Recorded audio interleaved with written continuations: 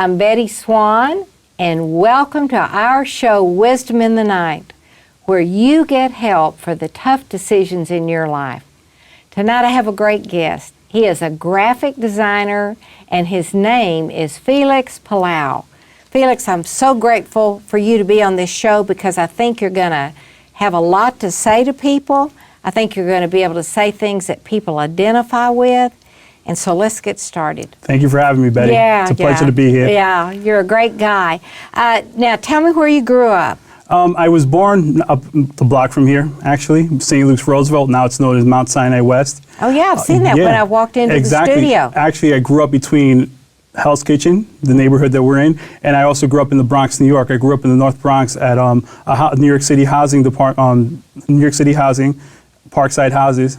Is that like projects up there? Yeah, I grew up in the, nice way of saying the projects. That's where I grew up at. But what do they call it instead of calling it the projects? They just call it New York City Housing Authority. They just call it Parkside Houses, so it doesn't look like a project. Yeah, right. Well, you know, a lot of people grow up in that. Yeah. And yet that doesn't seem to hold them back. Some people think if you grow up in the projects, you're going to always be a failure. You're never going to do anything with your life. You're never going to step out. But that's not true, is it? Absolutely not, because of the simple fact that I got an opportunity to go to college because I lived in the projects. How did that happen? It was part of because of the fact that I went to Bronx Community College. I played soccer for 2 years over there. And, you know, me being a project kid, they kind of wanted to give me an opportunity to go to school and really live out the dream that I had wanted to, you know, achieve. Yeah, I think that it's that old saying about when life gives you lemons, make lemonade. Exactly. Yeah. And then just go outside and just start selling them at the stand. Right, there you go. That's the entrepreneur thing. Exactly. And I think the projects, they really do set you up for that, for having a sense of entrepreneurship. You know, you learn how to hustle. You learn how to outwork the next person. You learn how to have hunger because of the fact that you want to get out of those four walls. You want something better for yourself. You want something to last. And you want to get out of the rut you're in at that moment. All right, let's say somebody's watching this show right this minute. They've just turned it on. They just go, now what's this all about? What kind of wisdom would you say to a person who thinks, I'm stuck here, my family's always been here, my grandparents, I'm stuck here. What would you say to them about getting out? The word always tells us that the beginning of all understanding is the fear of God. So I think that there has to be an understanding there as well, because the Lord is going to show you what to do. Wait a minute. Now, what does the fear of God mean? The fear of God is just obedient to Him, yielding to what He tells you, living your life for Him. And it's not being afraid of God. No, absolutely not. I think that we grew up with that fear. That was the fear that we grew up with. Sometimes we can only relate to the Lord and how we relate, to each other. And because, someone may fear another person, they're not going to fear the Lord. They're just going to be in reverence to Him. So when you grew up in the projects, was your family Christian? My mother was Catholic. She was a holiday Catholic. I think that's the term. Is that what you call it? Yeah, I call them holiday Catholics. No disrespect to the Catholic Church, by the way. I actually grew up Catholic. Sure. And I was baptized at Sacred Heart of Jesus Church on 51st Street, up the block from our church offices at 414 West 51st. My grandmother, she got here from Ecuador in the 1960s. Very devout Catholic woman, would take me to service with her every week. And how old were you when she did that? I would say about 4 years old. Beautiful. And it was just time that I got to spend with my grandmother. May she rest in peace. I'll tell you something, Felix. I have a worldwide ministry, and I'll never forget the Sunday I was in Belarus, which is the former Soviet Union, Easter Sunday, and there was a grandmother there with her flowers, and she had her little grandson with her. And it touched me so deeply because I thought, all over the world, thank God for grandmothers. Amen. Because they have gotten those kids in church. There's just something about a grandparent. They think, I got to get this kid with God. Exactly. I've got to get him there. And I am thankful for the fact that she used to bring me to church every week. Like, I knew who God was. I just didn't know who Jesus was. Right. I knew the sacrifice, but I didn't know who Jesus was in person. You didn't know Him. I didn't know Him at all. Well, how'd you get to know Him? I was a denier for a huge chunk of my life. I would say from the ages of 4 to 16, I was active in the Catholic Church. I just started reading things. I would want to say almost to the age of 14. I was just coming back and saying to myself, the Catholic Church really isn't lining up with what I'm reading in the Bible. It's not exactly lining up. It's more tradition instead of scripture. There were a lot of scandals going on at the time, you know, with a lot of child abuse going on in the Catholic Church. So I did a lot to separate myself from that. And ultimately, I ended up declaring myself an atheist at the age of 16. I was studying with some Jehovah's Witnesses, by the way, and that pushed me away even further, because then it was more of a legalistic dogma that we have to follow. And, you know, I kind of learned that that's not the real way to follow God. It's not at all. When you think Christianity is rule keeping, you've missed the whole deal. Yeah, because we don't follow the rules of man, we follow God. And God's heart is so full of love that anything He says is wrong, even if the whole world says it's right, it's wrong because God knows it's going to ultimately hurt you. And there's going to be some kind of pain and destruction with it sooner or later. There's a reason why we have boundaries as Christians, because we're protected. You know, the word always reminds us that. There's a Bible verse that says sin for a season is pleasant, but afterwards it ends in death. And I've experienced that. Have you? Yeah, because I was living a lifestyle before I got saved where it could have been, you know, me catching STDs, or, you know, I was a very promiscuous person, you know, before I met my wife, even before I met Jesus. And it was just those, you know, going to get those STI tests every 6 months, and, you know, kind of living in fear. Do I have anything, or am I, you know, is it going to be something that's going to end me because I'm living this lifestyle? And it could have. It could have. Because it does happen to people. So God was really watching out for you. Amen. I'm happy He did. Yeah. Well, now, who were the influences? So you said at 16, you suddenly started looking for God again. No, you said I'm an atheist at 16. Well, how old were you when you started saying, I'm going to follow God? It wasn't until about 4 years ago in which I found Jesus. Oh, really? Yeah. I mean, how old are you now? I'm 40. All right, so at 36, yes, from 18 or 16 to 36, you were out on your own, is that right? 20 years of my life. I was, you know, I moved out of my mom's house when I was about 24, was living on my own. I was in a relationship. That's when I moved out of that apartment, and that relationship came to an end about 2009. It was a lot of searching during that time, you know. I had read about every sacred text in the world I can get my hands on. Just really trying to make some sort of semblance of, are we, you know, is there a God, or what's His name, or, you know, if God's, you know, if He exists, why is all this happening in my life? It was a lot of that. Stuff, why is all the bad stuff happening? Exactly. And what was the answer to that? I don't know if I was really looking for an answer back then.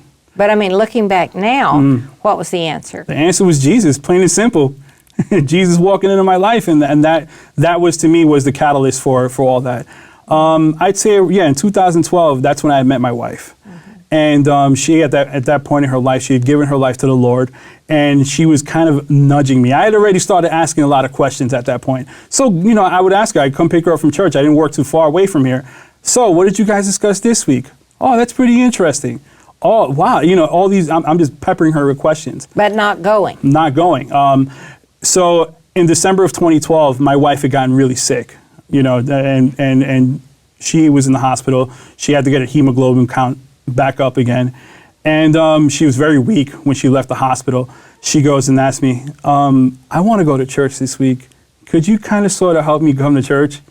I was like, all right, just pump your brakes a bit. I don't know if I'm ready for this, right? I don't know if I want to be around the Jesus freaks right now. But, you know, here I go. I don't want to be around the Jesus freaks, but I become one myself.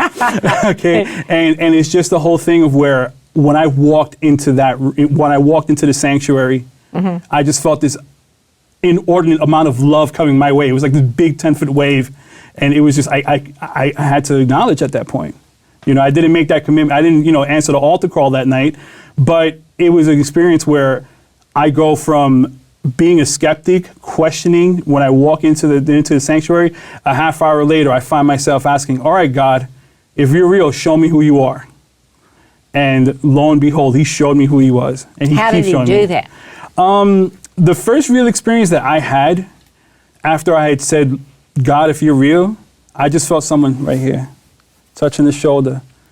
And I look back, you felt that? Yeah, I felt it. And nobody was there? No one was sitting there. And I look at my wife. I go to her, what's going on here? I don't get it. And she just smiled. And I just remember Pastor Bruce Ho. He was the first person to really, give that word. And I just heard how the love was being, just transmitted through his voice. How God's love was really coming through in the word he was preaching. Don't ask me what he was preaching that night, but what I will remember is that love that was just coming from him.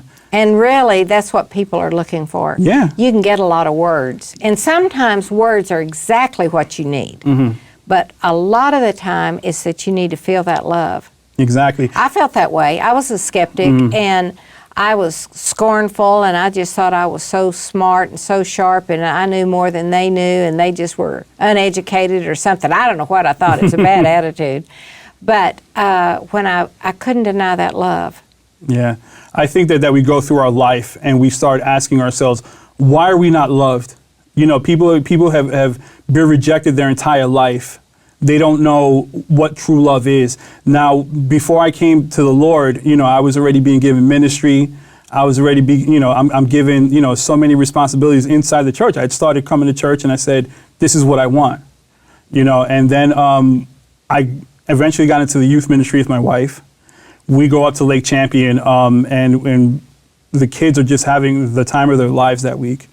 And I had always been a fan of that one movie by Mel Gibson, the Passion of the Christ. Mm-hmm. Always been a fan of that movie, but it got to a point where they showed that one scene when Jesus is tied up to the pillar and they're beating him with the scourge. And I just heard the most quietest, the most authoritative, but the most tender voice I've ever heard in my life. The voice saying to me, all this I have done for you, my son. You are mine, Felix. Wow. And that was the night which I told myself, I can't deny you anymore.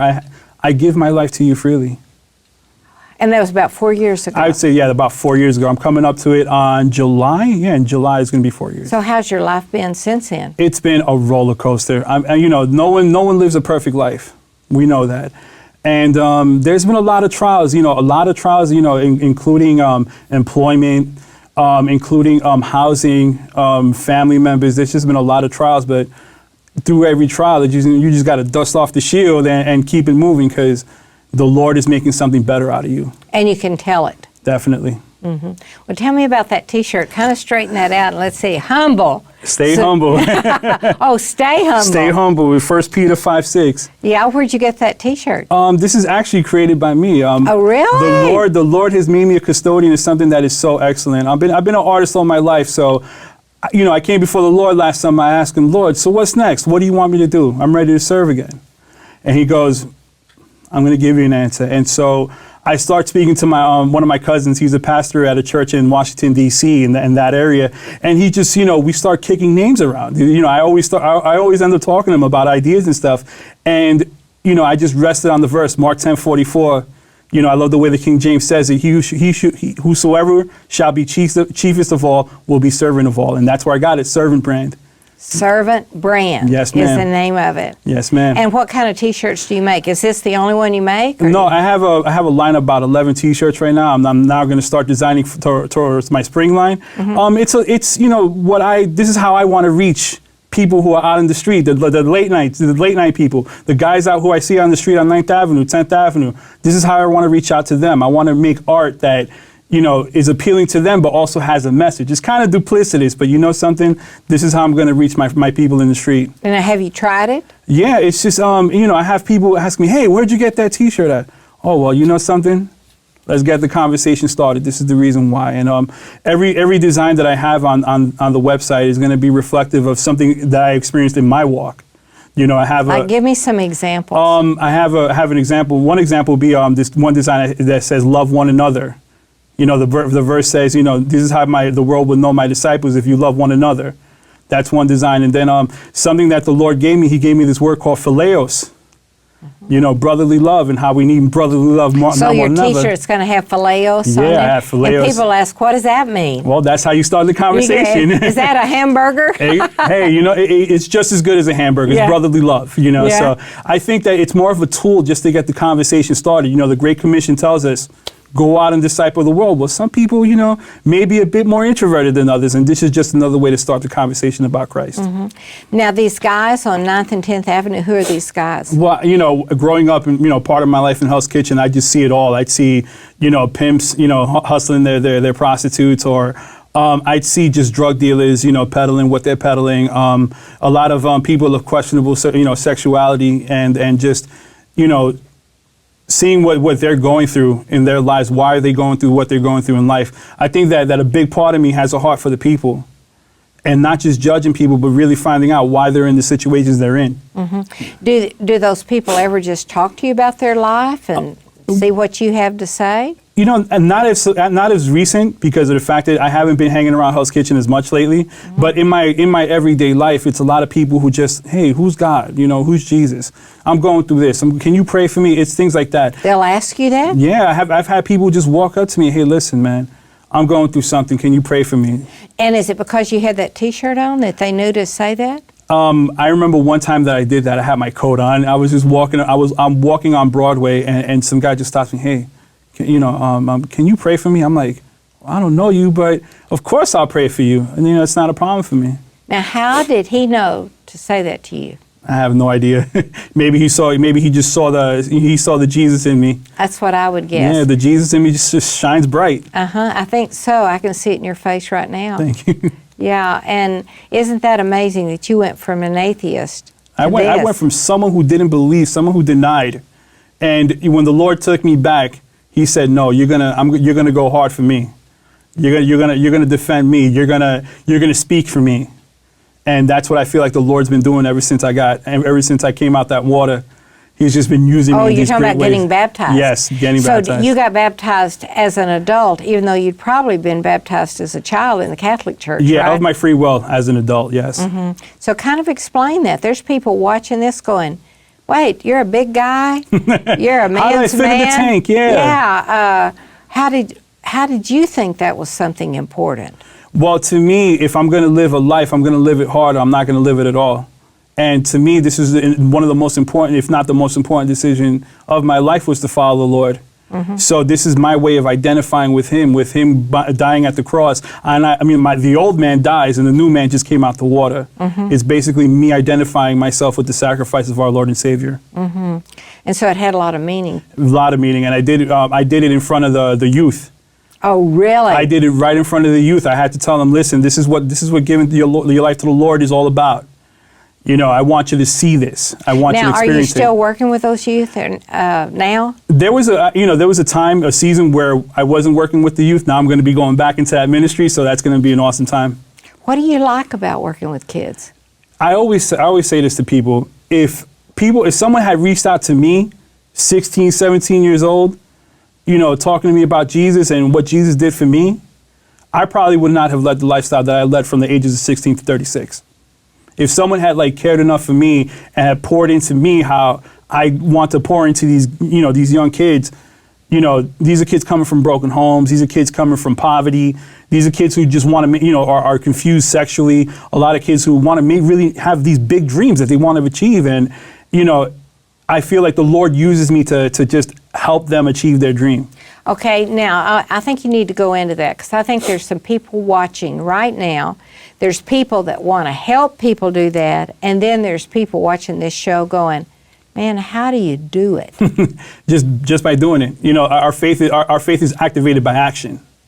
If you just go out and help somebody, you don't know who you're helping. Paul wrote something about, I was in jail, but you didn't visit me. This is how we know, by giving this love, this is how we know that we're followers of Christ. We're showing His love to people. We're showing His grace and His mercy to people.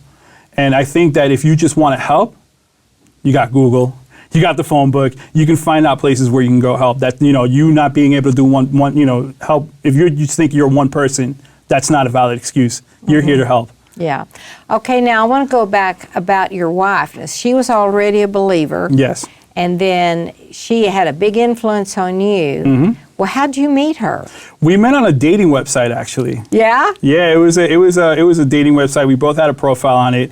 And this was during that really promiscuous time in my life, and I go through it. She hit me up first. She sent me a nice little message saying, "Hey, what's up?" I'm cleaning it up a bit, but hey, what's up? That was the actual message. Yeah. And so I look at her profile. She's pretty. She's a very pretty girl. And she kind of let it know that she was a Christian when we first started dating. I was like, it's not really my thing, but I respect you. That's what you believe in, and if that's what you believe, then fine. I'm not going to infringe on that. I wasn't like a militant atheist. I respected the fact that people worshipped. Yeah, but now you've been married 4 years, right? No, actually, we make 3. Yeah, we're coming up on the third year of marriage. 3, So what is the best thing that you have seen about being married? The best thing that I have seen about being married would be the simple fact that I wake up next to my best friend each and every day. When I say that, I really mean it because of the fact that, her and I, we continue to develop this relationship in which we know each other that well. And she knows my likes, she knows my dislikes, she knows why I do what I do. And she knows me a lot better than a lot of other people have ever cared to know me. All right, but now talk about you're legally married. Yes, ma'am. Well, why is that better than just living together? Because of the simple fact that this is what the Lord wants us to do. The Lord created marriage for this, to be a partnership. I lived a life in which I was not married to somebody and living with them. And I thought everything was all right, but it wasn't the same as being married. You can tell a difference? Yeah, there's a whole different dynamic to that relationship. I think because God wants us to be married, legally married, I think there is a blessing that He puts on the relationship that people miss out on because they don't go ahead and make that total commitment. Exactly. And I was, when I was living in that type of relationship, I was missing out on a lot myself.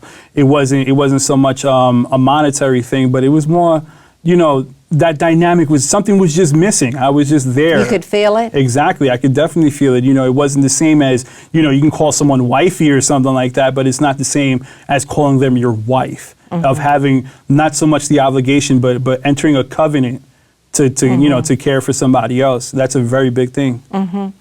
Okay, well now if you were going to give people that are watching this show advice, I want to kind of go through just a few things that you've talked about. We've talked about what you would say to somebody in the projects, that you can get out, you can succeed, you can be something. What would you say what would be your advice to somebody that's right in the big middle of maybe living a promiscuous life, they're living a life that they're not proud of, but everybody around them is living the same kind of life? What advice would you give somebody that's watching this show? I would just let them know that they really need to re-examine why they're living that lifestyle. Were they rejected when they were younger? Were they not loved? Is there something that they're fighting, whether it be a personal addiction or any sort of substance abuse? Just really evaluate why you're living that lifestyle. What are your benefits? What are the risks of living this lifestyle? And if the risks are outweighing the benefits, I would say that maybe it's a good time to lead that lifestyle. Although, at the time, the pleasures of sin are always fleeting. It feels good at the moment, but at the end of the day, what you're doing is that you're putting your life at risk. I know personally when I was living that lifestyle, I didn't care.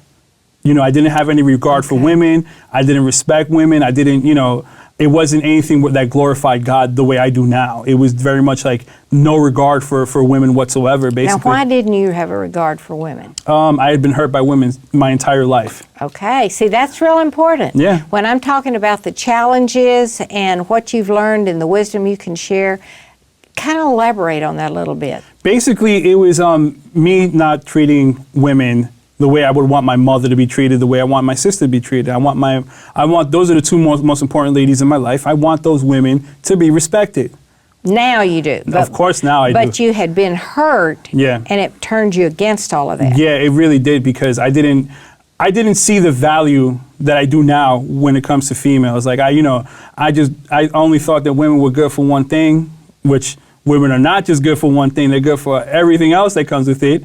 Not only, being someone who can dress you or tell you your cologne smells bad on you, all those things. Or buy you cologne. Exactly. So, women have a far greater value, than I ever imagined. And I think that marriage did teach me that. And do you think a godly marriage is teaching you that? Yes, ma'am. Wow, really good. Well, all right, now let's move on through your life and get you to about 36 or 40. Mm-hmm. And there's people watching right now that are night people. And you're a night person, aren't you? Yeah, I'm a night owl. I get a lot of my work done at night. All right. Bothers my wife, but I got to do it. Yeah, and so how are you in the morning? Are you kind of a deadhead? Yeah, if I wake up at like 9 o'clock in the morning, I'm like, oh man, I can't wake up. Yeah. Okay, I got to get up. All right, so you're really moving forward in your life now, aren't you? Yes, ma'am. And you can tell it. Yeah, I really feel that the Lord has been really going out of his way to show me how much he really wants me to get a lot of things done this year. All right, so folks, you heard that. You heard a very honest conversation, a guy saying, well, I've tried it a lot of different ways. I've had reasons for why I didn't like women, reasons for why I didn't believe in God. And then things began to happen in his life. He met the right people. He began thinking a lot about why did he have the questions he did about God, and he hung in there till he began to get answers. You can do that too. You can say, God, if you're really real, show me. Show me some way. And if you do, I will believe in you, and I will give you my whole life for the rest of my life. I promise you that'll be one of the greatest things that ever happened to you. And I want to thank you so much for tuning in. It wasn't an accident that you turned on the TV tonight. I hope you received some wisdom and that you have a great rest of the night, whether you're going to sleep or you're going to work. I'll see you next time. Bye.